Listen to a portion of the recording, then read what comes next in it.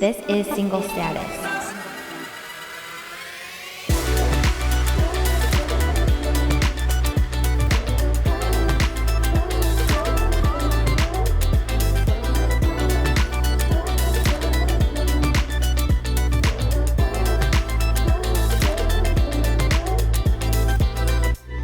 Welcome back, beautiful people, to the Single Status podcast. This is your host, Samantha.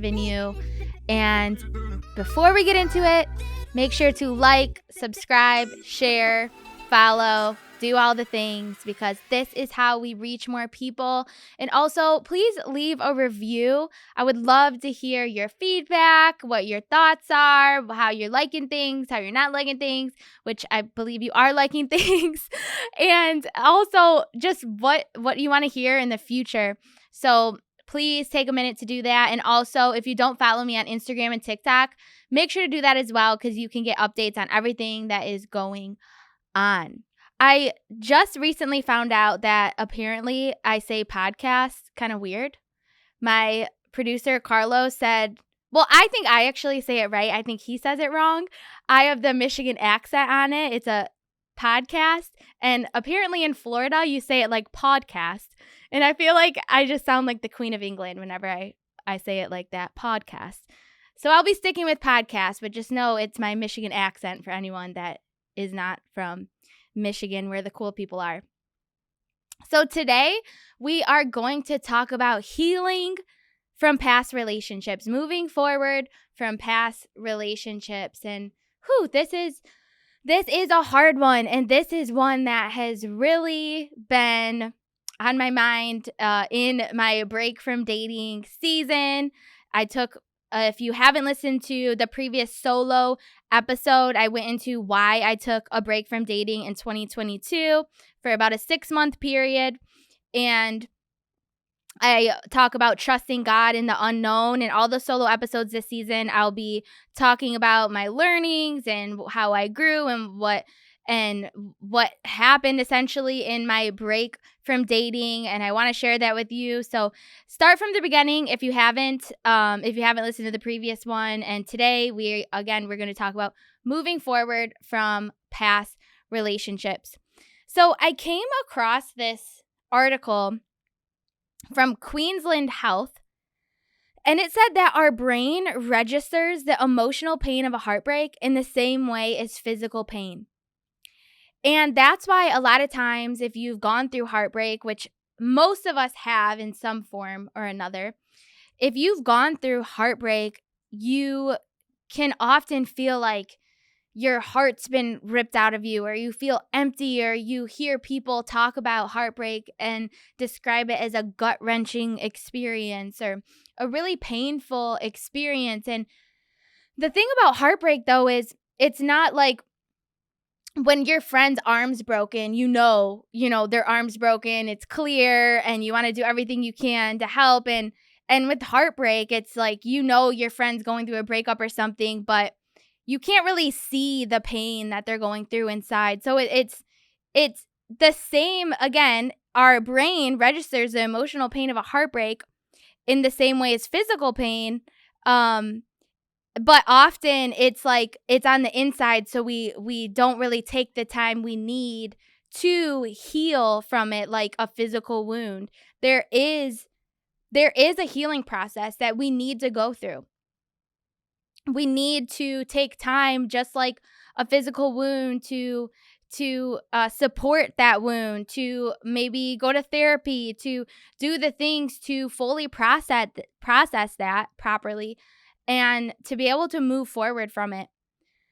So in this time, when I took a break from dating, like I said in the previous episode, I wasn't really excited about dating, and I realized again that I needed to take a break, and I didn't realize how much I actually did push to the side from previous relationships that I was in that I needed to process and that I didn't process. And I realized now I was kind of using dating as a way to kind of avoid dealing with some of the things that I needed to heal from previous relationships. And I wanted, again, in this break from dating, to take time to heal properly, because I do desire a marriage in the future, and I want to make sure I'm not carrying over things from previous relationships or hurts, and I also want to make sure like I'm assessing myself, like what can I do better? What did I do that was wrong? How did I wrong someone else, and how can I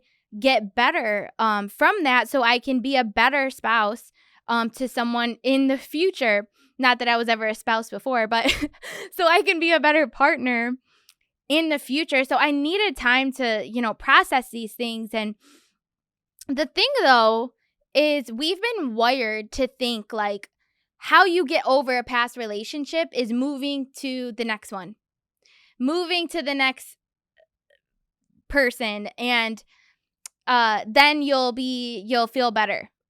Or guzzling a bottle of wine every night is going to take away the pain. I was just watching Something Great on Netflix, and really good movie. I really think I cried just about the entire time. It was about this girl that was in a relationship for years, and they ended up parting ways. They broke up. I think they were in a relationship for 8-9 years. So it reminded me of the relationship that I had in my 20s, but ultimately they didn't work out.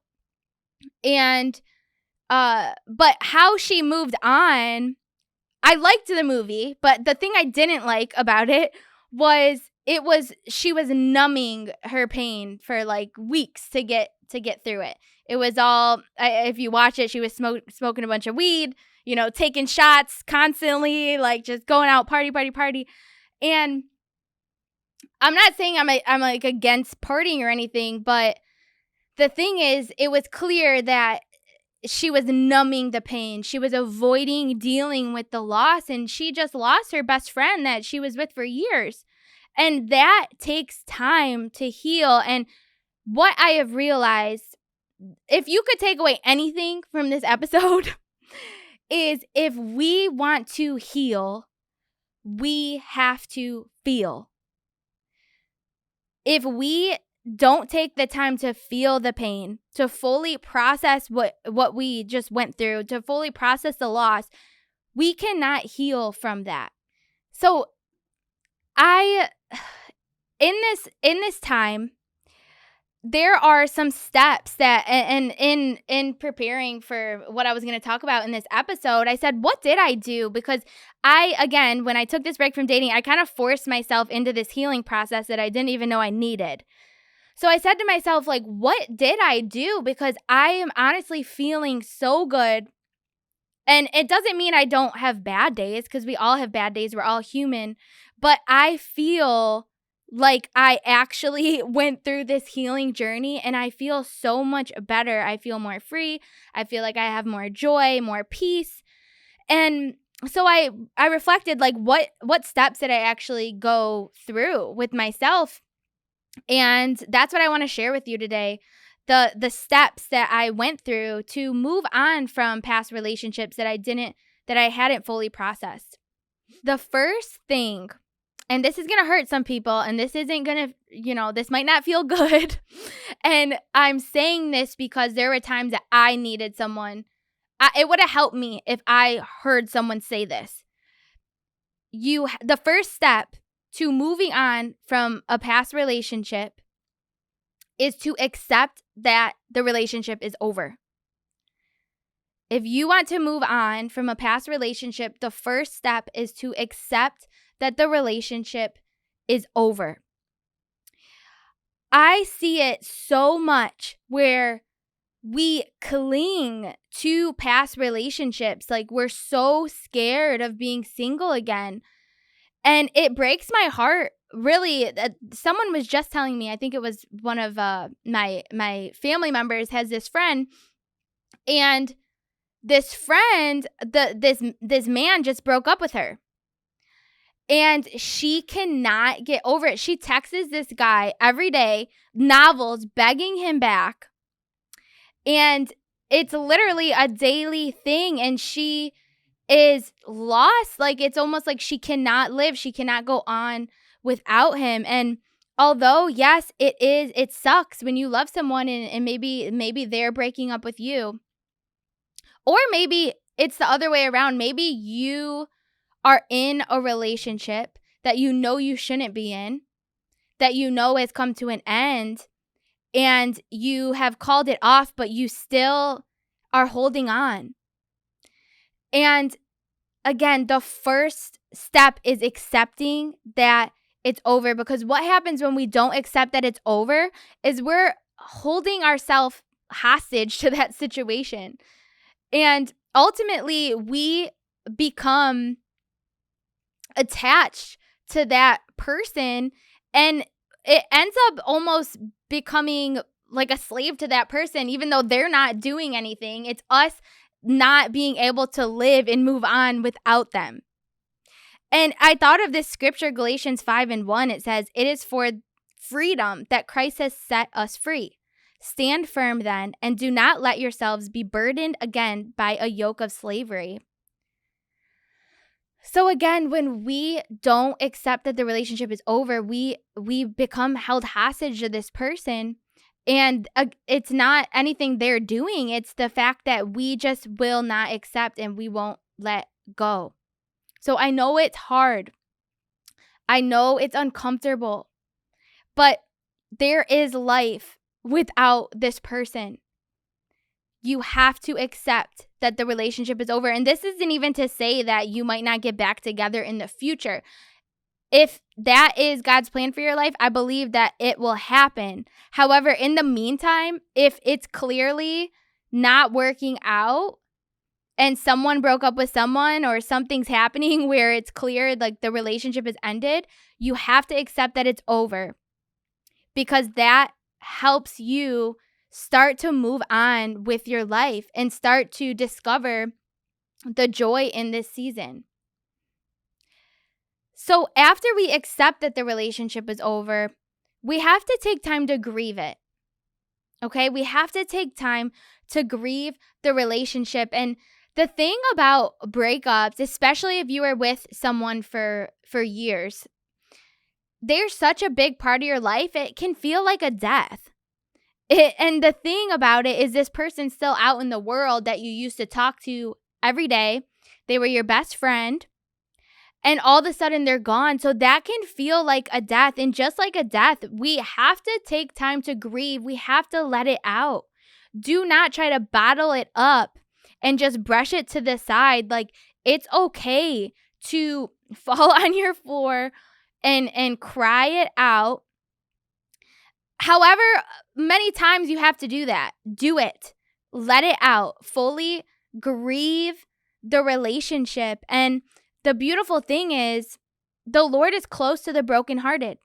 And scripture says that he saves those that are crushed in spirit. And just looking back on my own heartbreak that I've gone through, I see now, like, those moments were what really brought me closer to the Lord, that in those moments I experienced God in ways that I never experienced him before, because he was so close to me in those moments. And if you're going through it today, if you're grieving a relationship today, whether you broke it off, whether they broke it off with you, whether it was a really messy situation or it was a good situation and it just didn't work out, I want to say the Lord is close to you.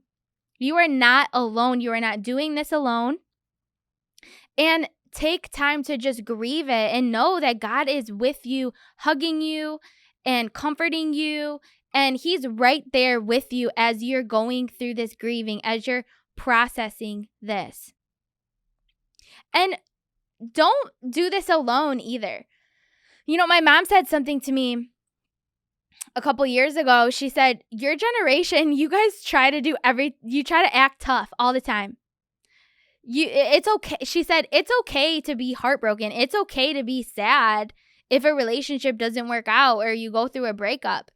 And it really made me reflect that I always did that for so many years. I would isolate. I wouldn't let anyone in. I didn't want to talk about it. I didn't want to talk about like breakups that I had gone through or anything. And I wouldn't even let my friends in that close to me. But over the last year or two, I've really, and I'm not saying you have to go crying and opening up to everyone, but I'm saying you should have a few close people that you can open up to and you can grieve with and you can process with. And just in my own life, I have one or two people that the last year, my cousin Maela, I'll just shout out to Maela. She's seen me bawl my eyes out like countless times over the last few years. And God places people in your life specifically so they can do life with you and they can process things with you. And I had a friend recently say to me, I was at a women's event with her and I was just, crying quite a bit. And it wasn't even because I was sad. I was just, processing and crying. And she looked at me and she said, Sam, I'm so proud of you. She said, you never cry in front of us. And she said, I just want you to know, like, you don't have to do life alone. I'm here to do life with you. So when you're sad, when you need to process, when you need to grieve or do whatever, like, you can call me and you can cry with me and I will be here for you. And that just meant so much to me. That meant so much to me because it is different when you grieve with someone else and you know that you have people there with you. You aren't meant to do life alone. So look around you and see who did God place in your life that you can open up to, that you can grieve with, that you can process with, and that can be encouraging to you, that can comfort you. And I'm sure that you will be filled up as a result.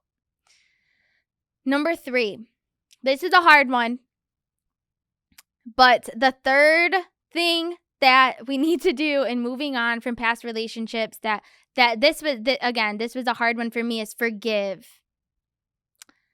We have to forgive. Unforgiveness, again, keeps us in bondage to that person.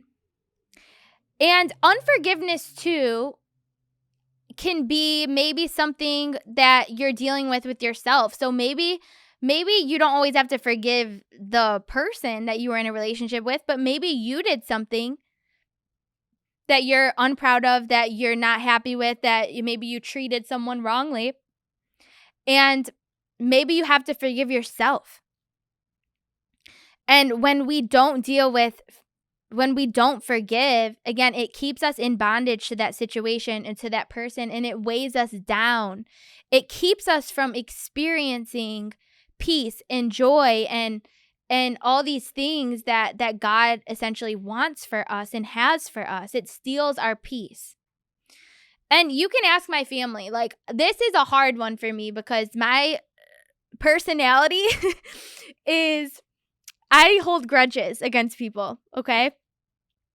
So there was a girl in middle school, and I think I had ugly shoes on or something, or socks, or I don't know. She made fun of me, what I was wearing.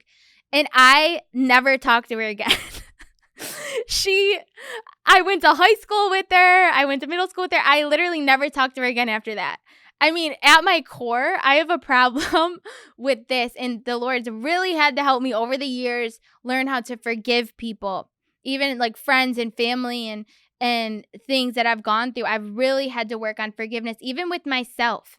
I've really had to work on forgiveness with myself, and because part of, all of the things that I'm sharing with you, I've done a lot of things wrong. And there's a lot of situations, like I'm the kind of person that has had to learn from my mistakes. I've had to fall on my face and learn, okay, this is why God wants me to go this direction, because when I do it my way, it doesn't feel good. It doesn't end up good for me in the long run.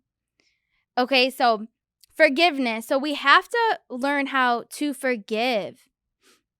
Ephesians 4:32, it says, be kind and compassionate to one another, forgiving each other just as Christ God forgave you. And I was just reading this book written by Darius Daniels. I forget like what exactly the book title is, but he talked about how his therapist was telling him how forgiving someone is almost like giving them a pardon.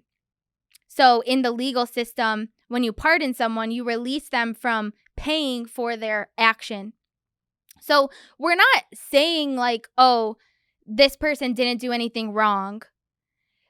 we're not accepting that it's okay that that thing happened to us, or it's okay that we did that thing, but we are pardoning them from being held to paying for their debt, just like Christ did for us.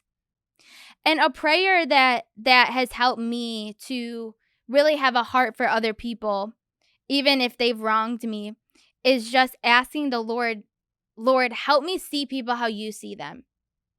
Help me see myself how you see myself. Despite my flaws, despite their flaws, you still love them. And you still cherish them and have a bright future for them. And you see them so much differently.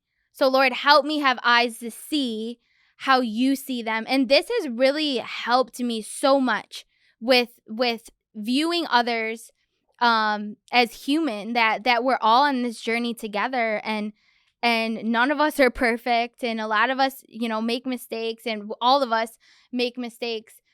So again, this prayer has really helped me to forgive others. And again, if you've been in like a toxic situation, or a really bad situation, I recommend talking to a therapist or going to talk to a counselor or pastor to help you really work through that with them. Talk it out with someone, seek help, because yes, it can really hurt, and these wounds can really keep us from, again, from moving forward.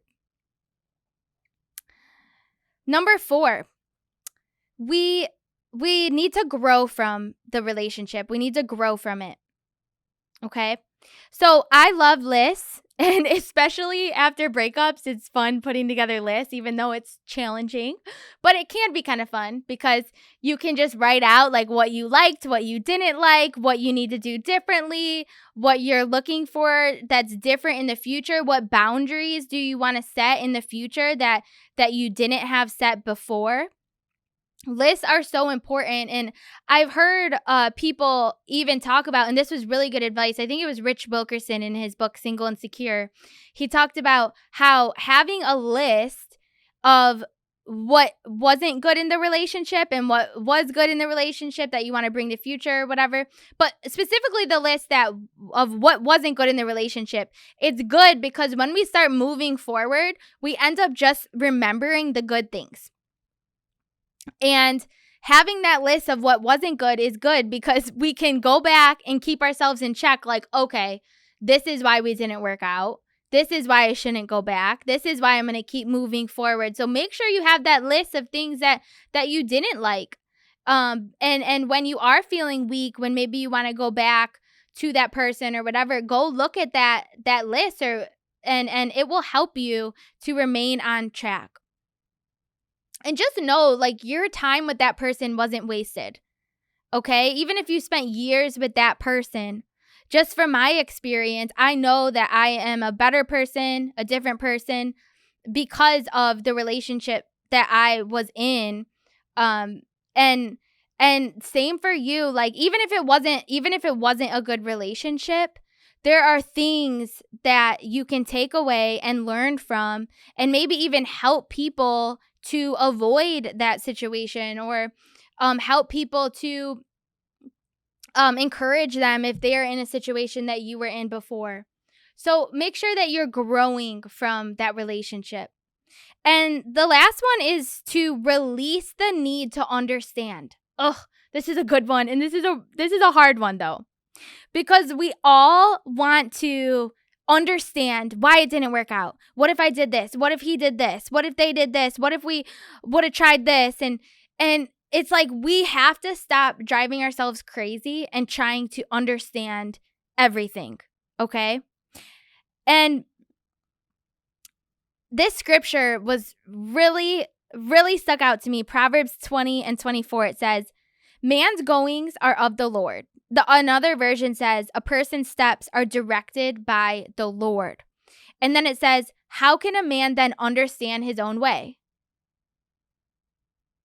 So if the Lord is directing our steps, how can we understand why everything works out a certain way? And of course, this isn't to say that we shouldn't be learning from our mistakes or learning from things we did wrong, or we should still be growing. But ultimately, at the end of the day, we have to trust that the Lord knows what he's doing. He has our life in control. And all trying to understand everything does is cause us to worry. It causes us to worry. It causes anxiety. It causes stress. It causes unnecessary thoughts. So we have to take time to release it over to God. Release the need to understand and just trust that the Lord is guiding your steps. If you are seeking God, the Lord is guiding your steps, and you can be confident in that. So release the need to understand. Release it.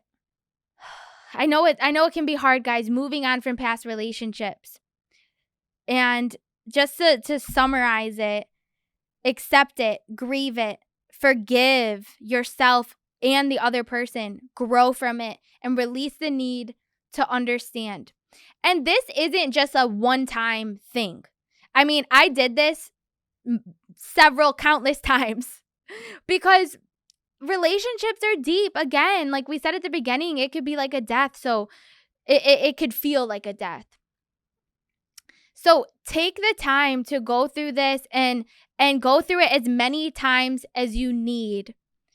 And I really hope this helps you move forward and move on from that past relationship that is holding you back. And I promise if you do this, just like me, I'm a testimony that you will start to experience more and more joy and more peace about the situation day by day. And over time, you will start becoming more whole again. So just like the last few episodes, I want to make sure that we end with our declarations because, I think they're so important. They keep us filled. They keep us encouraged. So place your hand over your heart and repeat after me. I am not alone. I am loved and cherished by the Father, and I am exactly where I'm supposed to be. All right, guys, thank you so much for tuning in to this episode. I hope it helps you. I pray it helps you. And do not forget to like, subscribe, comment, share, rate me, give me a 5-star rating. I know you want to, but most importantly, leave some feedback for me. Share what you liked about the episode, what you learned from the episode, and maybe what you'd like to see in future episodes. When you like, when you share, when you subscribe, this is how we grow the podcast. This is how we reach more people. So I really would appreciate if you did that. And also make sure to follow me on Instagram and TikTok. That's where you can get all the show updates and everything we're doing in this community. So thanks, guys. I will see you next time.